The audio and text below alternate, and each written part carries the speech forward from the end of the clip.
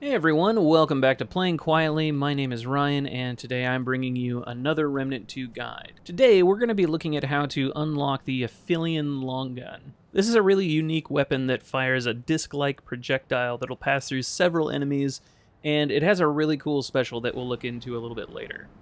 So, first things first, we're going to need to start out on Narud. So go ahead and re-roll Narud in adventure mode until you get the Seeker's Rest starting area.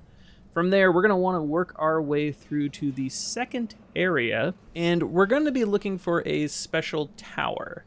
Now, this tower isn't actually named, but it's very easy to identify. It's one of the tall towers, and it's going to have a blue light. When we enter the tower, it's going to have a very distinct shape on the map.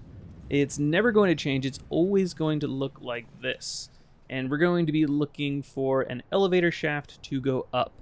Once we get up the elevator shaft, we're going to collect the item that is up the stairs here after dispatching the enemies. And as we come down the stairs on our left side, before we go off the platform here, down those second stairs, we're going to see a little alcove here that we can run into, and we're going to find another elevator that we're going to want to go on. And yet one more elevator. And we're going to find the first key to our puzzle here, the override pin. After we get the override pin, I recommend just using the liquid release, and we'll get back to the crystal. From here, we're going to want to continue through Narud until we reach the final boss. So, once we reach the top of Sentinel's Keep, we're going to want to interact with the port on the bottom right of the control panel. Do not interact with the left piece. That will give you a completely different boss fight, and you will not be able to get the weapon. Make sure that you interact with the bottom right port only. After that, it's just a matter of defeating the boss and getting the Void Cinder, which we are going to bring back to McCabe at Ward 13, and she will award us with the Aphelion. So, as I said, this is a really cool long gun that has a really unique firing method. It's going to fire this long disc that's going to pass through many different enemies. Enemies is the operative word there, as if we check here, it will not pass through most objects.